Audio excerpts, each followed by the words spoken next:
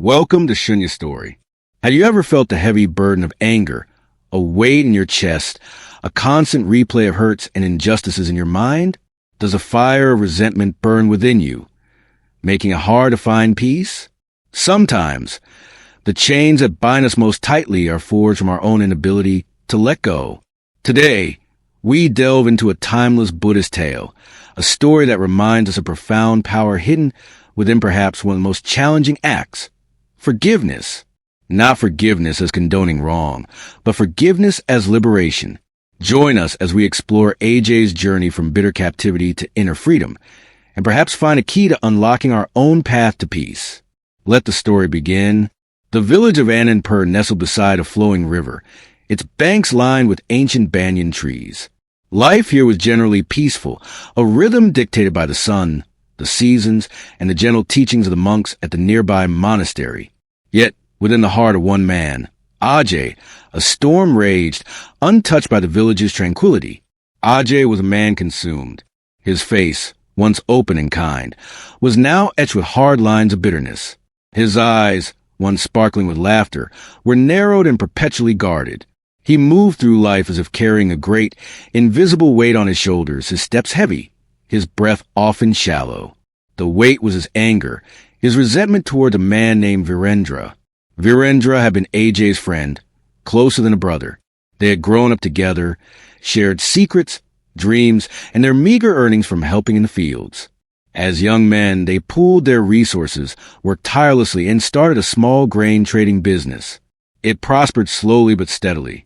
Ajay trusted Virendra implicitly, sharing every decision, every success, and every worry.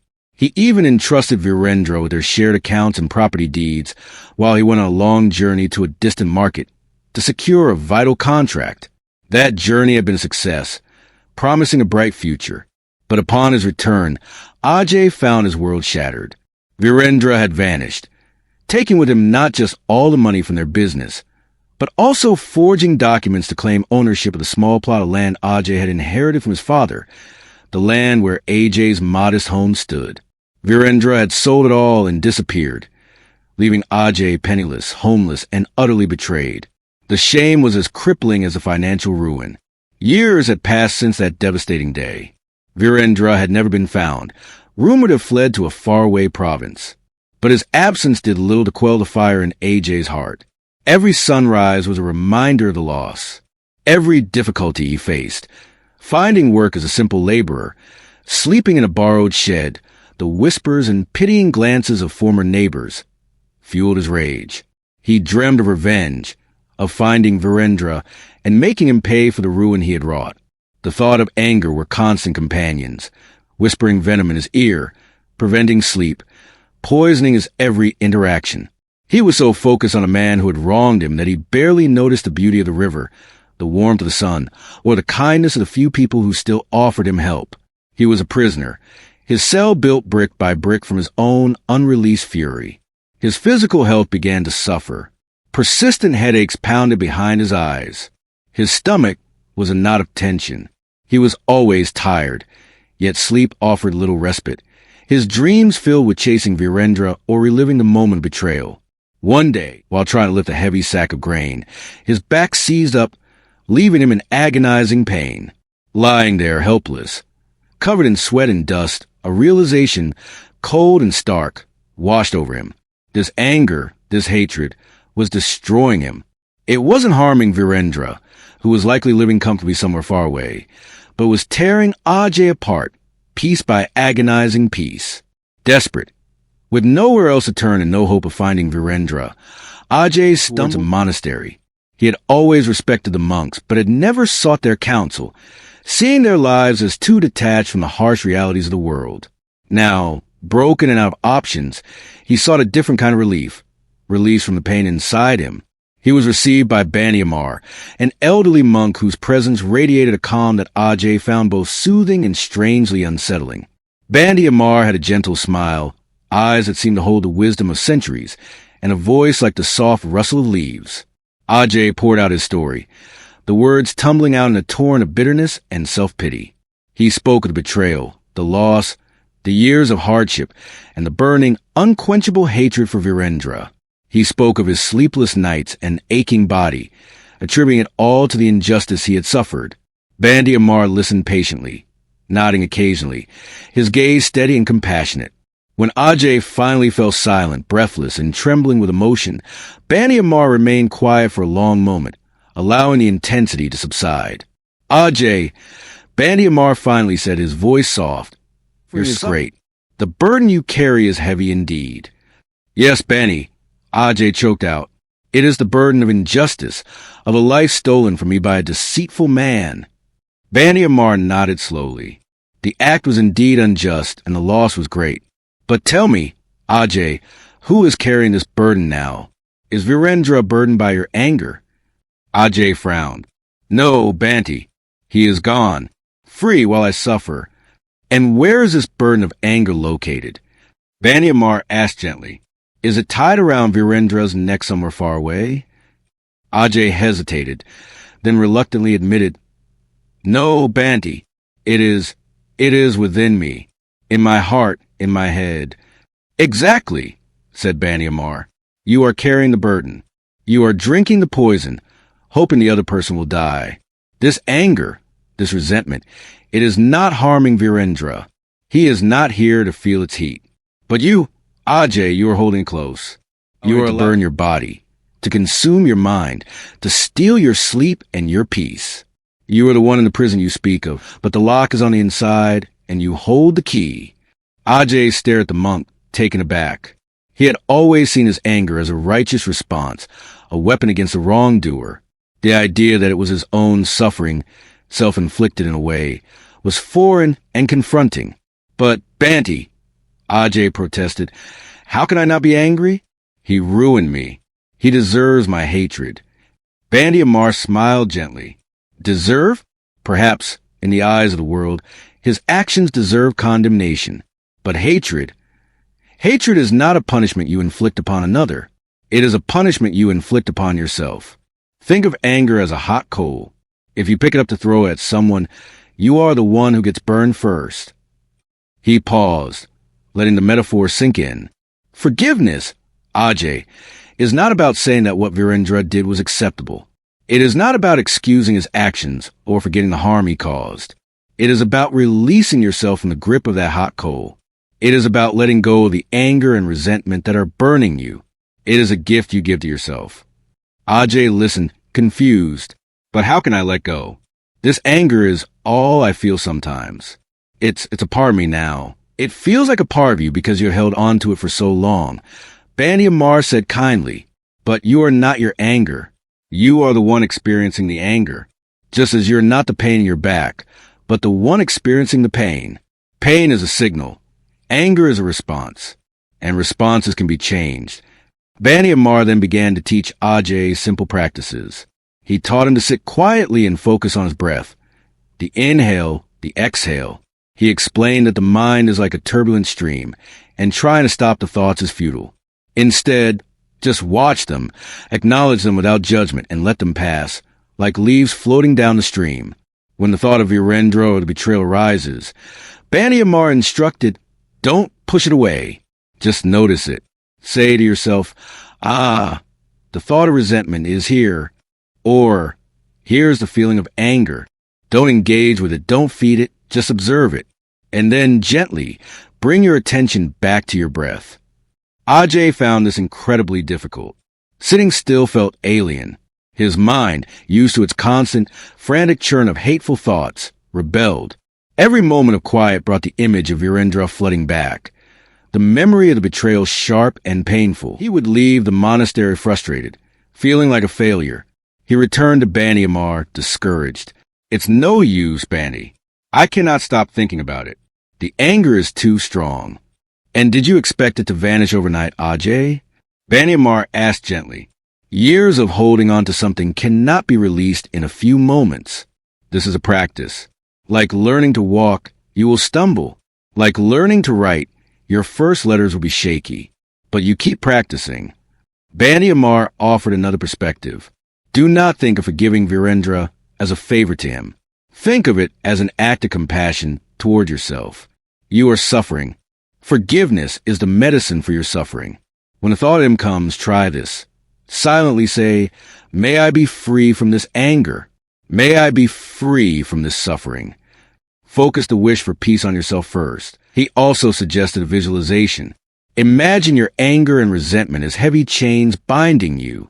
With each breath out, imagine those chains loosening, links breaking, the weight lessening. It is not real, but the mind understands images. Help it see the possibility of release. Ajay continued his practice, sometimes diligently, sometimes with great reluctance. There were days when the anger felt overwhelming, raw, and potent. But slowly, subtly, he began to notice small shifts. He could sit for a few minutes without being completely consumed by fury. He started noticing the gentle rhythm of his breath, a small island of stability in the ocean of his thoughts. One afternoon, working near the edge of the village, Ajay saw a figure in the distance that made his blood run cold. It was Virendra, older, thinner, but unmistakably him. He seemed to be just passing through, perhaps on his way elsewhere, his gaze sweeping over the village without recognition. For a split second, the old, intense hatred flared. Ajay's fist clenched, his body tensed, adrenaline surging. Years of revenge fantasies flashed through his mind. He wanted to rush forward, to scream, to unleash the pent-up fury of 1,000 days. But then, in the midst of that raw, instinctive reaction, something else happened. A small, quiet voice, cultivated through months of practice, arose within him. It was the voice of his breath, the echo of Bani Amar's calm instructions, the memory of the hot coal. He paused. He took a conscious breath. And another. He looked at Virendra, not just with the eyes of the wronged victim, but with a sliver of the perspective Bani Amar had opened for him. He saw a man, perhaps just as lost, just as burdened by his own actions, or perhaps not. He didn't know. He saw the temporary nature of existence, the way lives intersect and diverge. And for the first time, the image of Virendra didn't instantly trigger a complete takeover by rage. The anger was there, undeniably, but it was no longer the only thing. He didn't rush forward. He didn't scream. He didn't call out. He simply stood there, breathing, watching as Virendra walked on, eventually disappearing down the dusty road. The encounter was brief, perhaps only a minute or two, but its aftermath was profound. Ajay felt drained, yes, but also different. The intense adrenaline rush subsided, leaving behind not the usual gnawing frustration, but a strange sense of quiet. He hadn't acted on his anger. He hadn't let it control him completely in that crucial moment. He hurried back to the monastery, seeking Bani Amar. He recounted the encounter, his voice filled with awe and confusion. "I saw him, Bani, the man who ruined me. The anger came. It was terrible, but I didn't act on it. I just breathed," and he walked away. Bani Amar listened, his eyes full of understanding. "You face a fire, Ajay, and you did not let it consume you. That is not a small thing. That is the fruit of your practice." "But I still felt the anger," Ajay said, feeling like he had failed. "Of course you did." Bani Amar smiled. "Feelings arise. They are like visitors. You cannot stop them from knocking at your door. But you do not have to invite them in, offer them tea, and let them rearrange your house. You simply acknowledge their presence and let them pass. Today, when anger knocked, you acknowledged it, you breathed, and you let it pass without letting it take over your actions or consume your mind entirely. This is immense progress." Over the next few weeks and months, something truly remarkable happened within Ajay. The encounters with the memory of Virendra still occurred, but their power lessened. The grip of the hot coal loosened further. He continued his breathing practice, his meditation, his visualization of the chains breaking. Slowly, the physical symptoms began to recede. The headaches became less frequent, then almost disappeared. Sleep became deeper and more restful. The knot in his stomach eased. The weight on his shoulders began to lift. He found he could look at the river again and see its beauty. He could hear the birds sing and feel a genuine sense of presence. He could smile, sometimes not out of forced politeness, but because a flicker of lightness had returned to his heart. He understood now. Forgiveness wasn't about Virendra. Virendra might never know, might never care. Forgiveness was about Ajay.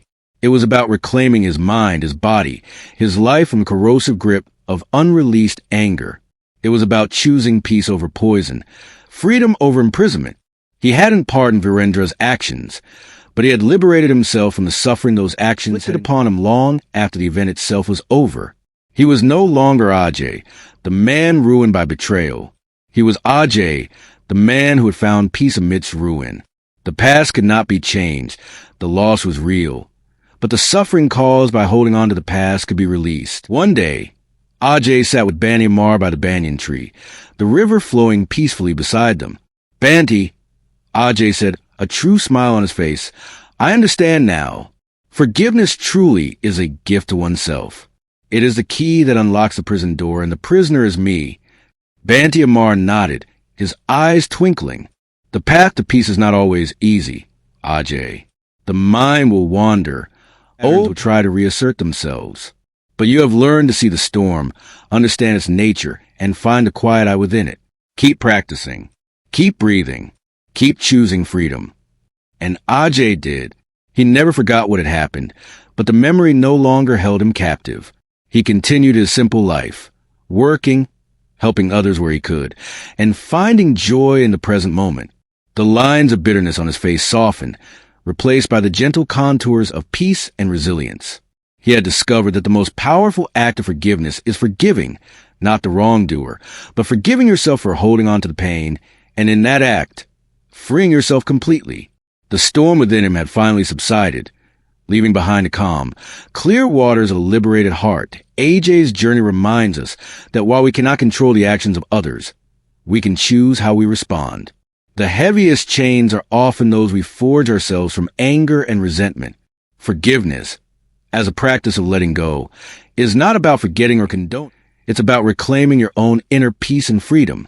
What part of Ajay's story resonated most with you? How do you practice letting go of anger in your own life? Share your thoughts and experiences in the comments below. Your insights can illuminate the path for others. If this story touched your heart and mind, please consider giving it a like and subscribing to Shunya Story for more tales of wisdom, reflection, and transformation. Thank you for joining us on this journey. May your path be filled with light and peace.